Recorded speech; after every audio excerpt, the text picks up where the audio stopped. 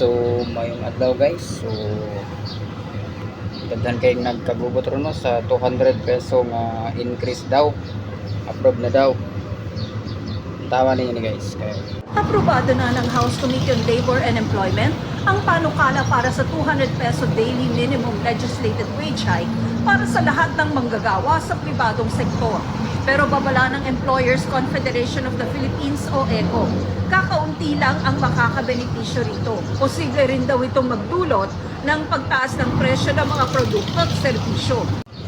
so klaro kayo no nga ang giingon is dili tanan ang maka-benefits aning increase. So para gyapon ni dito sa NCR siguro kadiri sa among probinsya mura 20 lang siguro, hindi na 20 maabot ani guys.